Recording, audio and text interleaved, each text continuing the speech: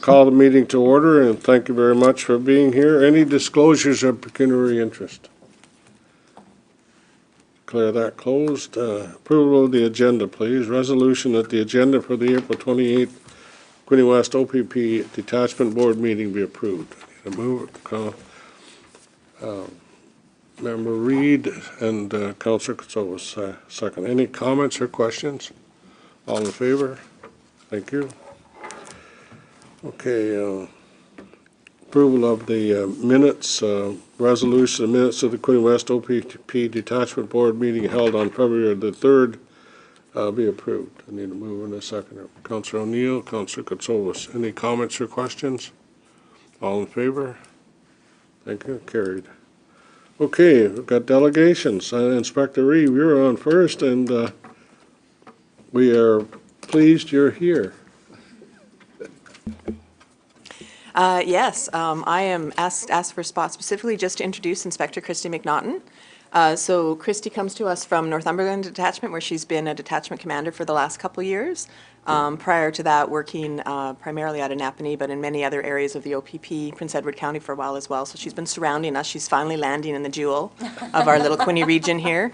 And she won't be arriving until June, but I wanted to take this opportunity while we had a police service board meeting to introduce you and let her see who you'll be dealing with. And I'm leaving you in great hands. I couldn't be happier that Christy's the one who's taking over for me. Well, thank you very much. Good morning. Thank you, and thank you to Christina for introducing me and giving me an opportunity to come here today and speak to each one of you. It makes that transition a little bit easier coming from a different police service board. I can tell you in Northumberland, the police service board is extremely supportive. I've had a great working relationship with them for the last 2 years, so I'm excited to come here and do the same. Well, you know, you can listen to everybody speak today, and when we're all done, there's only 5 words you have to remember. Quinte West is the best. I was waiting for it. Yeah. Yeah. And, you know, and I'm sincere. I don't just say this because I think it's the right thing to say. I'm very sincere, and we have dedicated people in all areas, and we have a very strong detachment, I believe, and I think everybody here believes the same. And we have the complement of officers that we require, and that's due to the leadership that we have in our detachment. So, you know, everybody working together and trying to do the right thing. And as Inspector has often said to me, the quieter we work, the better it is for you. So I appreciate that, and I thank you and I welcome you here today. So yes, you went through a lot to get here. I know you did. Member Ted Reed. Okay, special welcome to you, Christy, and I echo what the mayor said in terms of being in the right place, that's for sure. But I wanted to make sure that I said a couple things on our retiring. In fact, I know there's another time coming up for that, but on a personal basis with Christina, I have learned in the past that I like watching and learning from people who have a professional job and do a professional job. And I've learned from Christina over the years that she's been here, that she knows her stuff, so to speak, and delivers it in a tremendous way. And I want to wish her the very best too, and I've done that through email, and there will be another time for it, but I wanted to make that recognition. And again, a special welcome to you, Christy, and I know you'll enjoy the location. Thank you.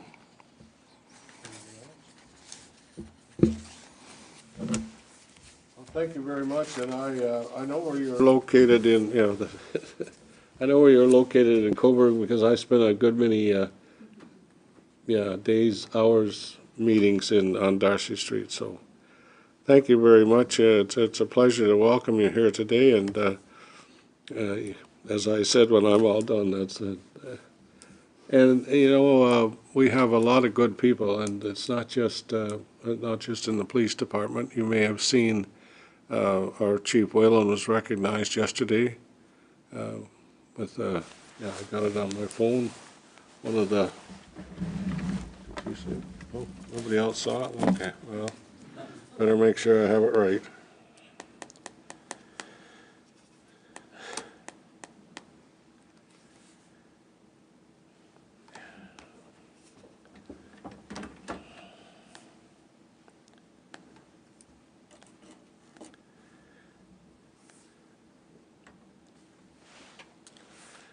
The coronation medal was presented to Chief Whalen yesterday by the Attorney General and member MPP Tyler Alsop at the apparel. I didn't know anything about it, so I can't be blamed for not being there.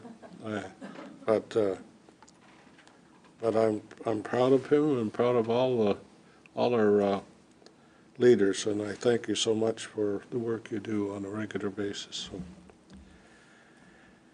yeah, it was great. I can show you a picture, but I'll do that later. Thank you very much. Okay, now we've got Kyle is going to speak to us today and bring us up to date. Thanks, Kyle, and you've got help with you. Good morning, everyone. So I come here today to talk to you about our Youth Reach Community Support Program. It was previously called the Intersections Program, if that rings a more familiar bell to you. The reason for the rebranding of the program was due to a submission before the Ministry of Children and Social Services as to provide sustainable funding. However, that has kind of sat there for the last couple of years without any moving forward. So we pivoted to rebrand it Youth Reach Community Support so that we can continue to provide the service to the detachments that continue to support our program. Do I just click? Oh, I don't know how to use this. There you go. Right button? Oh, it keeps doing that. So yes, our Youth Reach Community Support Program is a voluntary, evidence-informed early intervention program for youth that are aged between 8 to 17 who are at risk of becoming justice involved. This program has been around since 2018, again, previously known as Intersections. It has helped youth and their families access and engage in available support and services within the community to reduce and prevent further interactions with the police. The overall goal of the program is to reduce calls for service, meaning that when police are responding to a call that is really not a police response situation, they see conflict within the home, supports and services are needed, they can make a referral to our program and we work with the family and the youth so that those calls for service hopefully never happen again, and they can also be involved in other programs and services to reduce any future calls for service.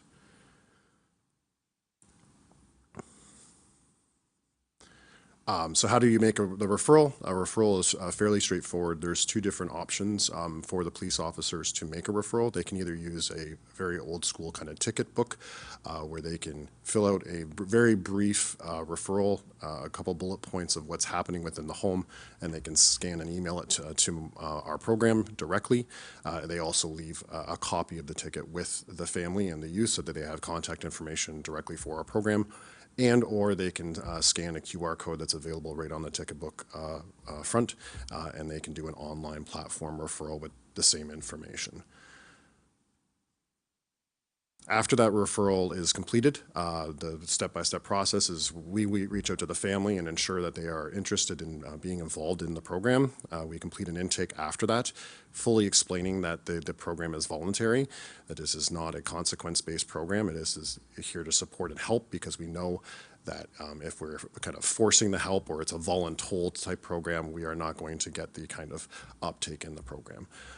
Our retention from that type of process is about 75%, meaning that after that referral is made, we have about 75% of families and youth that are actively engaged and actually go to another program or service after our referral process.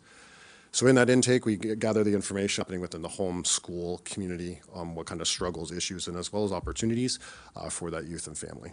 Once we develop kind of that plan, we work together collaboratively to meet their goals over a period of about 4 months. And the reason for that kind of 4-month duration of the program is to ensure that we don't carry a caseload to create a wait list.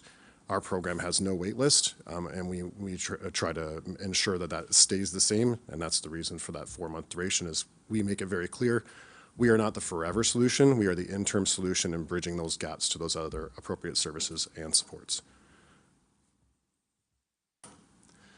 This is just the referrals over the past year. So from Quinte West, O.P.P, our original report actually had 40.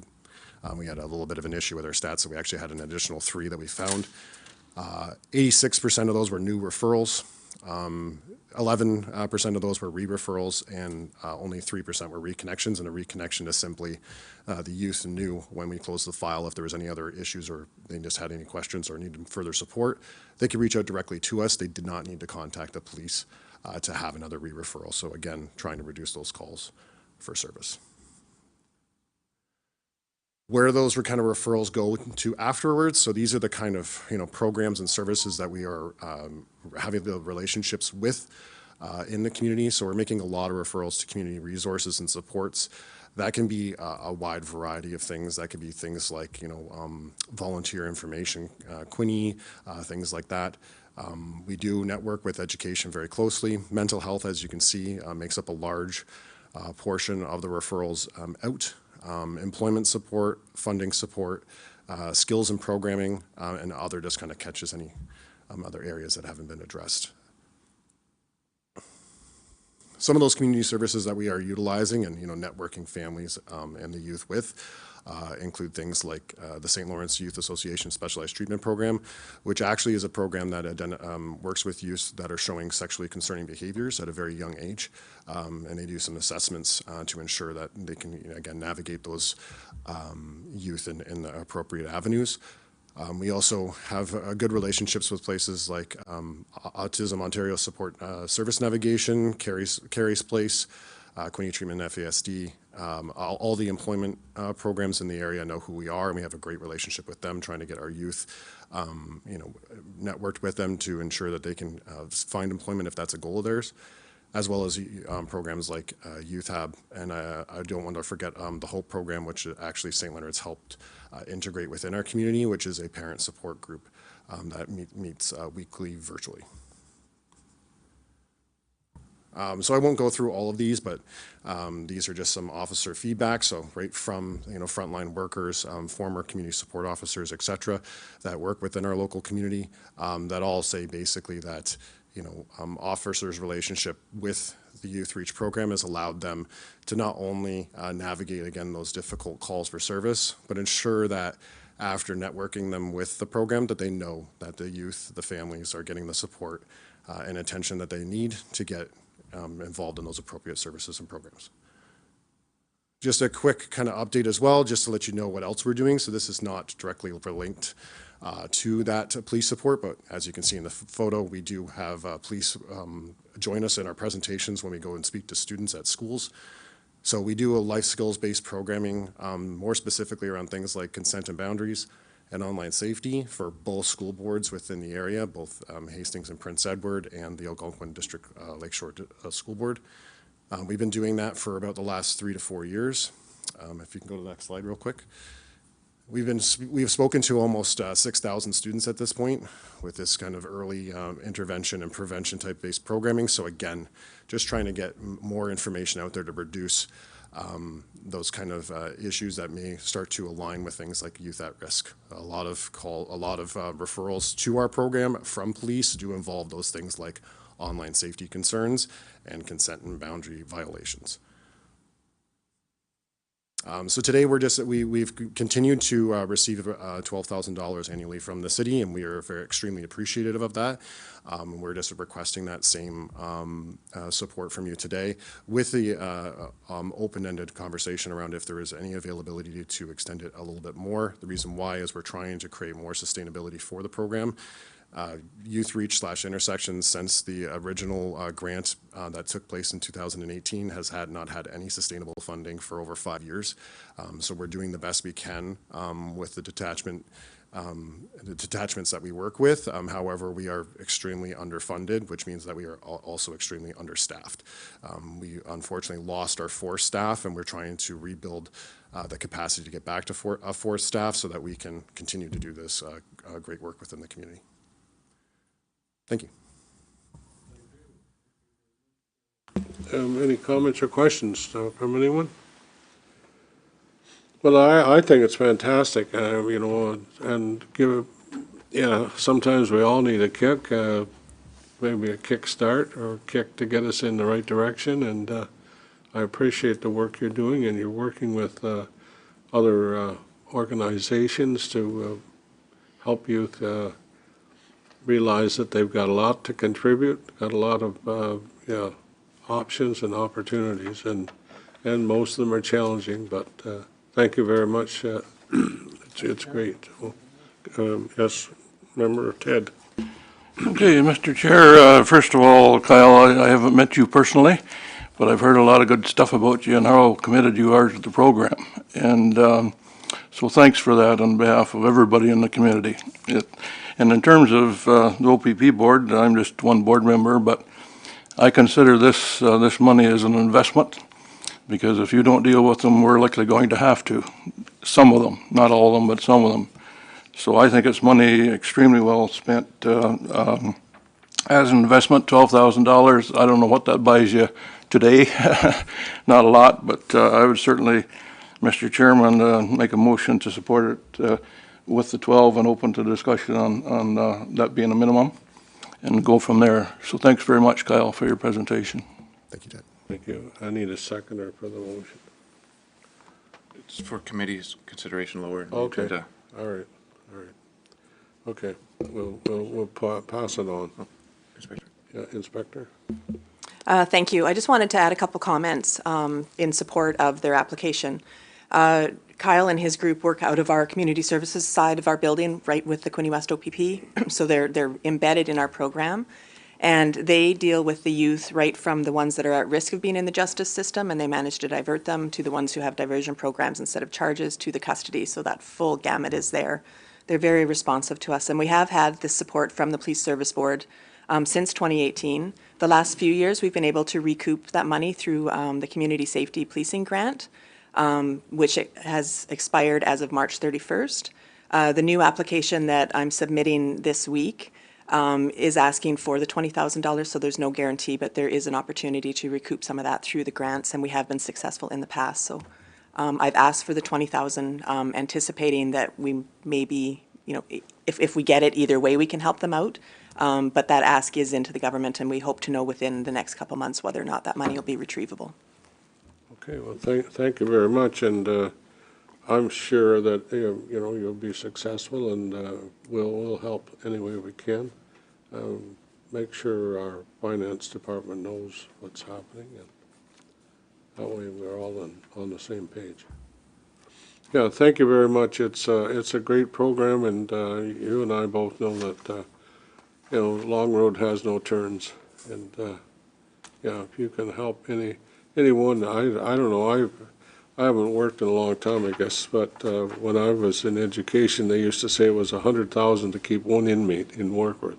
It's likely 200,000 now. So if we can do anything to keep our youth active and involved, that's the right step. Thank you very much. Agreed. Thank you. Appreciate it. Okay, we're going on, and Inspector, I want to come back to you, and you've got time to, you know, if there's anything more you want to say about our new inspector, that's great. I don't mind at all. We're not limited to what we can say here, as long as they're all good things. That's. I think her smile and enthusiasm speak for themselves, so she's going to be a wonderful addition to your team. Disagree. Do you want to tell any information we can share about the process that people go through to get to where they are? For just in becoming an inspector / detachment commander, we have the inspector process, which involves a knowledge assessment, evaluations from your peers, and then your interview. That's to get your inspector credit, which Jeremy Doolin has as well. And then to become a detachment commander, you then sit in front of a panel of, it was the superintendent, the chief in the region, Chief Lisa Wilhelm, and then the mayor sat on the panel for myself for the interview. So it's quite a lengthy process that you go through to get to this point. For this particular position, the interview was here a couple weeks ago, and so it was a fairly quick turnaround to find out that I was successful in the position, which is nice, which gives me an opportunity to work with Inspector Reeve for a couple days and have that smooth transition into the detachment commander here. But there's a lot of stress involved, I can tell you. Yes, there is, and I appreciate the work that you have to have accomplished to get here. Yes, I'm a young guy. I have only had one interview in my life. That's all I've ever had. My wife only had one as well, and at the time, Dr. Burns in Trenton was the board chair, and her father was out to a Knights of Columbus meeting, and Dr. Burns was there, and he said, tell Jane to come to my office. And she sat on a chair like she was a patient. And that was, but that's, yes, things have changed, and, we all have, I guess you'd say, maybe acquired more skills and more, we're maybe a better bang for our buck, maybe that might be the case. So we're fortunate, we're pleased you're here, and yeah, I have that, I guess you'd say the saying, yes, I do, I say it, and I'm proud of it, and we have a detachment that we built, and Greg McClellan was staff sergeant at the time, and he was a great help in the build process. Yes, we could have gone a little bit bigger, but anyways, we did our best. So, and enjoy, and I'll give you another comment, and this is very important to me, is that our officers are out. Our officers are on the streets, or they attend our hockey games, they attend other activities, and they're there as a resource, not in any other capacity, but a resource. And I believe that our hockey games are great, yes they are, and most people, I usually stand at the front door of the rink as they come in to make sure I know who's, what kind of condition our fans are in when they come to the game. That's my own self-determination, nobody else's.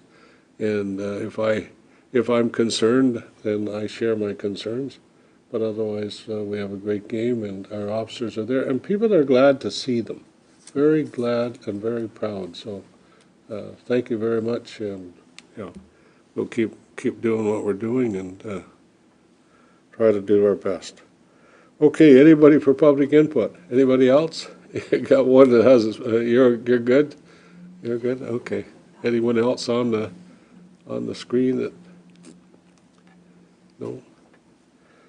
Okay, all right, correspondence, and we got correspondence. Is there anything else, Inspector, that you want to share with us in terms of your report today, or anything, any other information, or you're good? I can go through the highlights if you'd like. Sure. Or we can go to questions. I was told that Acting Inspector O'Byrne went into great detail at the last meeting, and that I could probably share a little bit more information. So if there's something you want to know, please don't hesitate to ask. Okay. I'm not a stat person, but I'm happy to tell you what I can about them. So once again, this is the new Detachment Board report that they've created under the new legislation, and it's still a work in progress. So some of the stats aren't quite up to where we want them to be, and we aren't capturing everything, but it's getting better month by month. Our motor vehicle collisions have remained quite consistent. So we have had a couple fatalities, actually one fatal accident, but I guess two injuries in there. So, oh, I'm looking at the wrong year. Only one. That's even better. I did note that there's been quite a large increase in seatbelt charges, and over the Easter weekend we laid 65 seatbelt charges just in our Eastern campaign, in addition to all of the other highway traffic. So the next quarter's seatbelts will be probably triple of what they've been in any year prior. So I don't know if that's a resurgence of people not wearing the seatbelts, or people just being less aware that we're still watching for them. but it is one of the leading causes of fatalities, so it is very important to us for that. We've had a number of increases in all areas around the Highway Traffic Act enforcement, and I attribute that to our current staffing. We are fully staffed at this moment, and we have a number of new recruits who are fully productive out on the road and helping to add to that safety campaigns with the traffic enforcement. So I'm sure if you're out for a drive on a Sunday afternoon, you've probably seen 3 vehicle stops as you go through the city, which we've never been in a capacity to do that before just by virtue of staffing. And that visibility across our catchment area helps to bring down some of the speeds and the aggressive driving behavior, because they realize that they might actually run into an officer instead of assuming that we're all busy. So hopefully you've experienced that when you've been around, driving around town.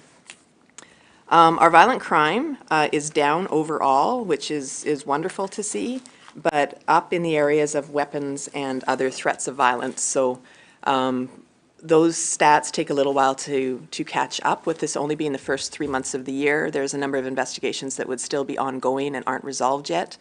But we certainly do now expect that there will be a weapon involved if we go to a violent call, where before it used to be an anomaly. So we're also looking forward to possibly having to deal with the firearm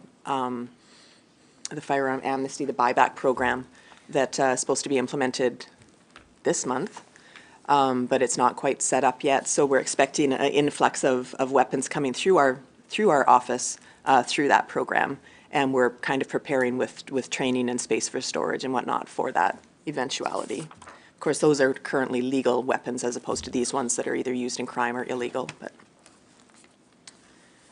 But property crime, our fraud is what I highlighted there.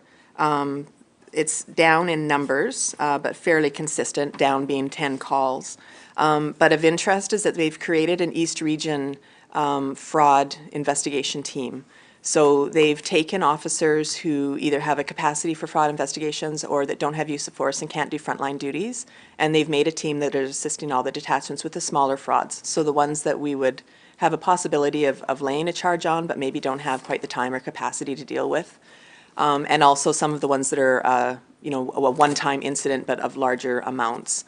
For example, we recently had a gentleman who lost $250,000 to a cyber call where they locked his computer. So some of them can be, very significant to an individual. Other ones are very small in amount, but maybe go across numerous individuals.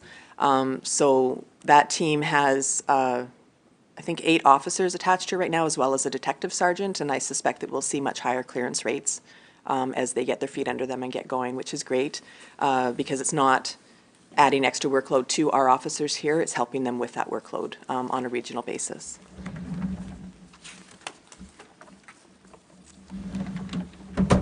Drug crime continues to be primarily the street crime unit and proactive work.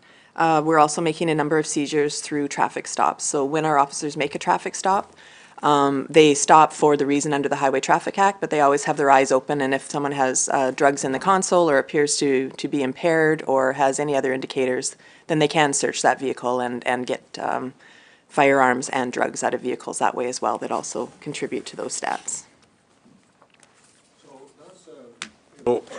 That's a good point, because there are many places who've gone to these, I don't know what you call them, speed enforcement, places in their municipality. You know what I mean, what I'm talking? Yes, yes. The speed cameras are Speed very cameras, helpful okay, thank you. for And, speeding. They aren't helpful for the things other than speeding. But that's my point, and what you're telling us today is that when an officer stops a vehicle, there may be other things that are relevant that we didn't know about, but with a speed camera, that isn't going to happen. Yes. So I prefer the Quinte West method. Well, I think ideally a combination. I don't think I'm supposed to have an opinion on the speed cameras, but I do know that they do have an impact on people's driving behavior with speed, which is always a major complaint everywhere in our municipality, and we can't stop every speeder for speeding. But if we have the camera catching the ones that are speeding, and we can, take a closer look at a certain number or ratio of those, that'd be the best of both worlds, in my opinion. Okay. Councilor O'Neill, go ahead. Thank you. Yes, with the speed cameras, I know you do a lot of analytics, and my preference would be if there's high collision areas, that we may put them in there, but for a reason, not just to put them in to raise money. The other thing, I noticed for the traffic-related charges, the number of impaired charges went up by almost, like, it was ridiculous, 275%. I'm really surprised about that. Yeah, unfortunately, we have had incredible luck in catching impaired drivers, and it does seem to be increasing. I think that some of the reasons for those numbers is we're getting better at it. We have places where we do ride programs going on the on-ramp onto the 401 at 10 o'clock in the morning, and we catch impaired drivers. So that is a place where we historically would not have looked for them, and now we do regularly. So, you know, we are getting more that way. And again, with our staffing numbers up, we're able to do more vehicle stops, which results in more impaired drivers. But it is very evident that the public is not getting the message about not drinking and driving. And it continues to be, I actually think it's a growing problem as opposed to, yeah. And I was going to say, it's not a Quinte West Yes. problem whatsoever. I see the same thing in Northumberland. And not for a while, I thought it was because in Northumberland, there's no taxi service, there's no Ubers. So I thought maybe that was a contributor. But then speaking to people in Quinte West, in Napanee, it's across the board. It's impaireds have increased and are continuing to increase, with even us out there doing the enforcement and the rides, which is why it's a focus for us to be out there. I would also say in, with the cameras, that is something that is run and decided by the municipalities, but the legislation is that it has to be community safety zones, so they are in areas of high impact. You can't just put them someplace where you know you would catch people for random revenue generation. Oh, Mr. Reed, go ahead.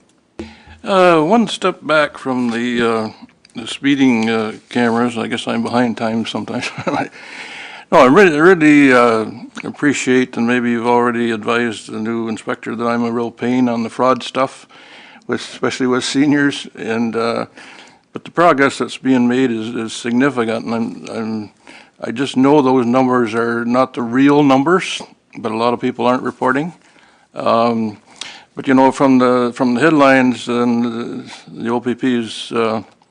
Under the O.P.P. headlines in the paper, a new portal and website launched to help fraud victims, and that was in the Intel January 18th, and April 1st, online scams by fraudsters costing resident savings, and another O.P.P. item. So real progress, I think, is being made, and I wouldn't want to see the brakes put on that, because it's happening more in different ways now than ever before. And again, it's the client group, the main client group that they're after, that really bugs me.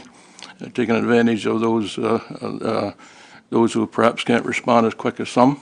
And anyway, so thanks for the progress on that, and I will just really appreciate getting updated on that as we go along. Yeah, thank you, Ted. And the expansion of the regional team doesn't mean that we're doing less here. It just means that we have added on top. Yeah. And we've continued with the fraud presentations. We've gone to the majority of the senior homes. We've went to all of the places that sell gift cards, and we have literature that you probably see by many of the tills that tell people, you know, if you're buying gift cards, it's probably a scam. We've had the banks send people to us when they try and make a large withdrawal to come and speak to us first before they let them take the money. So we are having some impact in keeping some of those crimes from being fully committed. But you're right, like I receive 4 or 5 calls a day on my own phone that I just hang up on. I don't report them. So we know that the numbers are much higher, and people are still very embarrassed to admit that they get caught up in a scam. So often they'll just decide to quietly take it instead of reporting because they're embarrassed. But we're trying from many different angles to continue to build on it. We're not letting it go. Do you have any comments from Zone 2 meeting that you'd like to make? Yes, I attended a Zone 2 meeting on Friday, and it was great. They actually had a presentation on fraud, and the O.P.P. presented it, and it was quite informative and very thorough. Much. Glad you were able to go, Michael. Thank you. If we can just circle back to the impaired driving. Yes. My question is, if someone were not to blow over, but they had the open alcohol, are they removed from their car, they can no longer operate it, or are they just issued a ticket? There's a variety of different remedies, but I'm going to let the staff sergeant answer that one because he's the traffic If guy. you want some context, I can provide it. I was at a drive-through, I won't mention anything like that. I had a glass green water bottle full of water, and the guy said, "Is that beer?" And I took it out of my cup holder. I said, "Absolutely not." And I showed him just so he wasn't frightened or anything. He said, "Oh, it's not the worst thing I've seen. There was a guy drinking a Smirnoff Ice as he handed him his coffee." So my concern is, even if that person didn't blow over and they had the open alcohol, right, they should physically be removed from their car, not allowed to drive. In general terms, the roadside suspensions and sanctions that cause you to lose your license are tied to what you've consumed and not what Okay. you have available. So there's a variety of infractions and fines that can be levied against you if you simply have cannabis or alcohol readily available as a driver. But in terms of, a 3-day roadside suspension, or if it's your second one, it escalates to 7 days and so on. Those are typically tied to whether you've consumed them, and that's through our assessment using our screening devices. And now, just as a top-up on what the inspector shared about the increase in the numbers, that we have more officers that are trained actually almost across the board in the basic standard field sobriety testing, which wasn't a thing when I was a constable, certainly. So that's an enhancement to our frontline membership over the many years. To do this training, we actually have 2 members on that course this week, rounding up most of our constables. But also, we also have several members trained in drug recognition, specifically as experts, so that's a very intensive course, far beyond my memorizing capacity, but good on them for taking it. But these are true experts in detecting not just impairment by alcohol, but impairment by a variety of drugs. And that's a challenge as well, because it's not simply like it was perhaps 30 years ago, where it's almost exclusively alcohol. There's a lot of prevalence of drug-related impairment as well. So we need those experts here, and we're having the support to get them trained too. So all of that leading to detection ability being enhanced roadside, so that if the driver actually has a substance in them, that there's a potential for impairment, that's when those types of sanctions at the roadside can come into play. Thank you. Just to build on that, if we do see open alcohol, that gives us the authority to search the vehicle for more alcohol. It would also trigger us doing a roadside breath test. So if they had been drinking a few, we would know immediately. Thank you. Okay. Anything else, Inspector?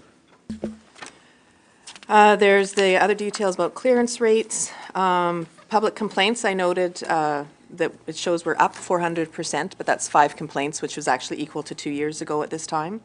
The complaints that we have had come through, we've been able to resolve through the communication, through the customer resolution area of our agency. So 400% jumps right out at you, but the numbers are so small that it doesn't really count for much until the end of the year. So please take that one with a grain of salt. The daily activity reporting patrol hours are also up. Again, we have more staff, so they're able to be out in the vehicles logging more hours. The youth charges by disposition, just a reminder that those are only charges that are complete in court.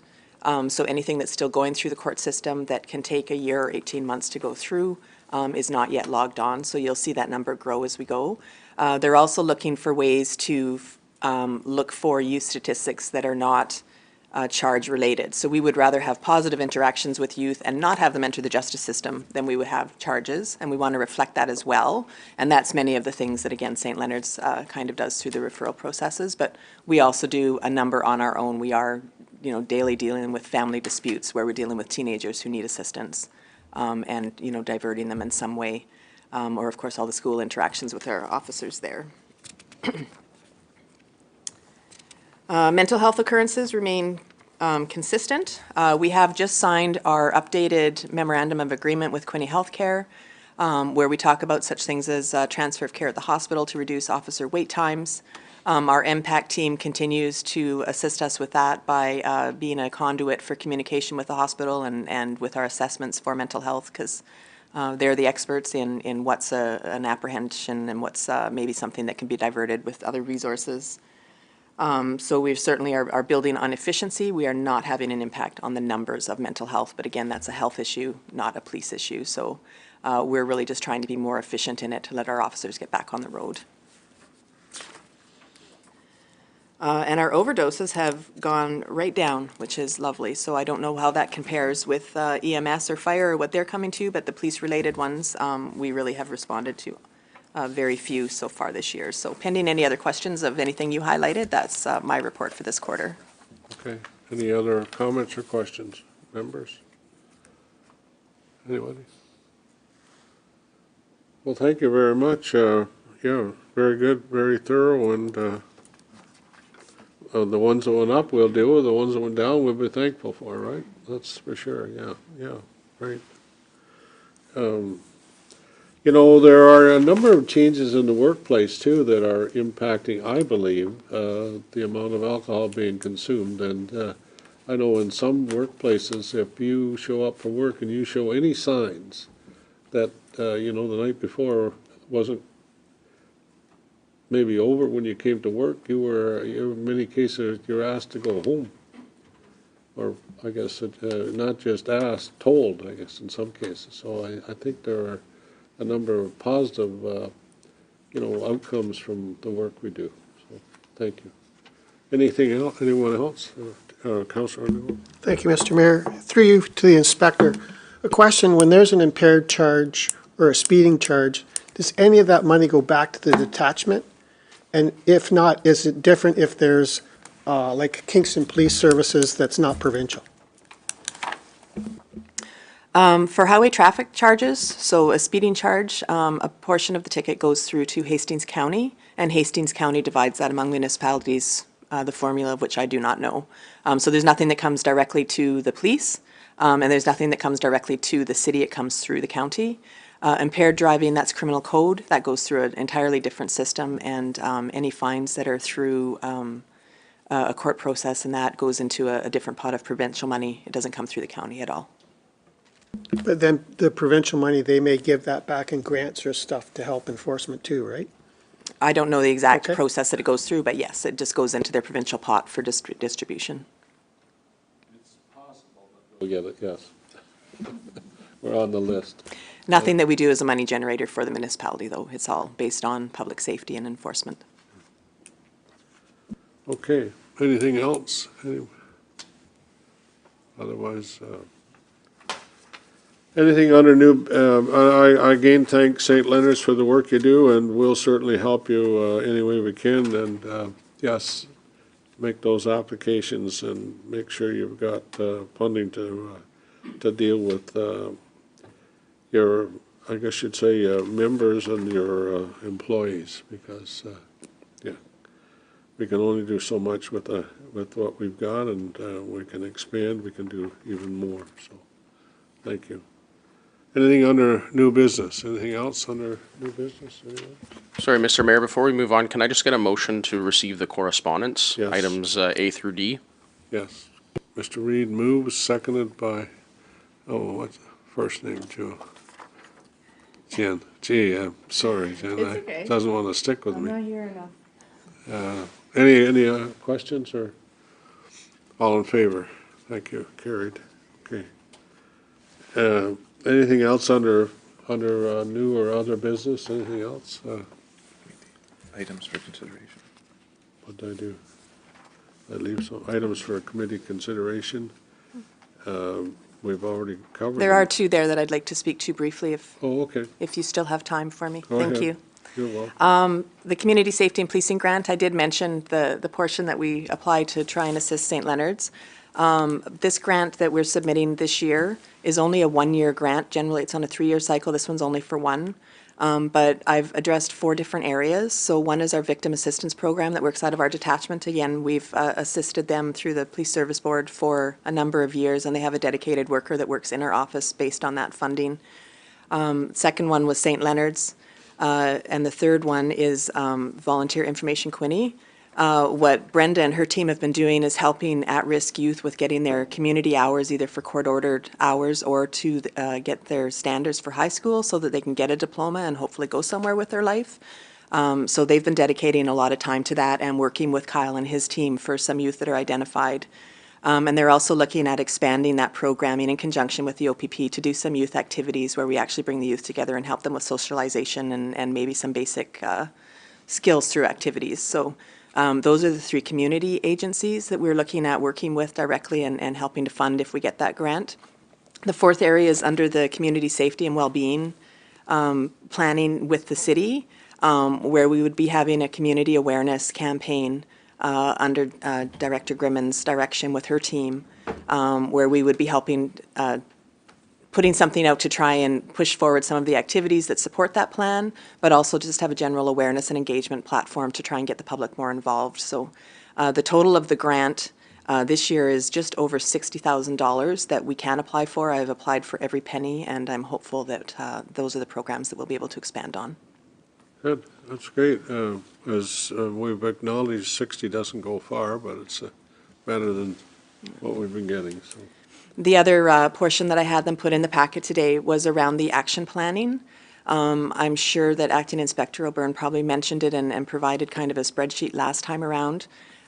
This time there is a PowerPoint that they submitted from the GHQ at the O.P.P. That's in your package. It tells much of the same information. I'll just slide through it really quickly here and then let you know what our ask is of you. Yes. So the first portion,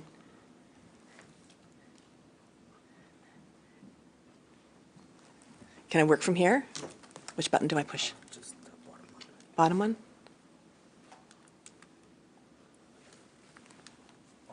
I can, okay, thank you. That's easier, Swapnil, thank you very much. The first section is on the O.P.P. Detachment Board reporting, which is the report that you have sitting in front of you. So essentially the background of how they've put that together, they are standardizing the report for the entire province, and they're looking very closely to make it match the legislation. Unfortunately, our stats gathering hasn't quite caught up, so they're working on that constantly. So it is interim, and you'll see small variations as it goes through. They hope to have it solidified by the end of this year. There is a section, sorry, the next one, speaks to the detachment board providing an annual report. So that part is with you for how you provide that report, whether you piggyback the annual report from the O.P.P. with a comment or if you have something separate. But they do ask for, as part of that process and the action planning, which is on the next slide, for consultation with the community from both the O.P.P. and from the Police Service Board. So I'm throwing this out here now, knowing that Inspector McNaughton is going to need your help with this in the coming months. The consultation is written into the legislation, but how that happens is not specified. So I've been told that it can be as informal as your detachment commander making calls to contacts, to a formal survey, town halls like they've been doing in Belleville, where they're calling the, having the chief open for people in the public to come and speak with them. Some sort of a data scrape. It can be attached just to your community safety well-being. It's wide open. So generally our priorities when we set them out, and our new strategic plan is not out yet, but should be shortly. Have you seen it yet? No. Yeah. There's an area for criminal investigation, so crime, traffic, mental health and opioids, and then other, which is the community service. But of course, there's always local priorities and local flavors. So if you wanted frauds, for example, to be a major focus of this community, then for you to somehow impart that information to Inspector McNaughton. So as part of your discussions around the action planning locally, if you could, as a team, come up with, what you want to see in the end and how formal or informal, and what you want to do, what you want the inspector to do. And then we would engage the city communication teams in any of those processes. So we're supposed to start preparing that on April 1st. So we're a month already in for what we're supposed to do with the draft action plan in October. So there is some time. There will be a couple meetings between now and then. But it certainly isn't something that the inspector can just come to you at a meeting and expect any meaningful feedback. So I don't know if you had any thoughts about what you wanted as a process or how you've done it in the Well, I past. think the informal process would be the best. That's my feeling. It's the easiest for you. Yeah, for sure. I agree with that. Okay. Yeah. All available, just give us a ring and we'll respond. Thank you. Okay. Perfect. That's easy then. The next section is speaking to the Safety, Community, and Wellbeing Plan. So on the next page. And it is, oh, we're one ahead, okay. The Community Safety and Wellbeing Plan, as you know, we did have loyalists come in and they were doing an update for us. My understanding is that updated plan is with Director Grimman and her team right now. They're kind of going through that and would be presenting it soon. So once we have that plan, we'll have a better idea again where to go with the action planning to coincide and work with that Community Safety Wellbeing Plan.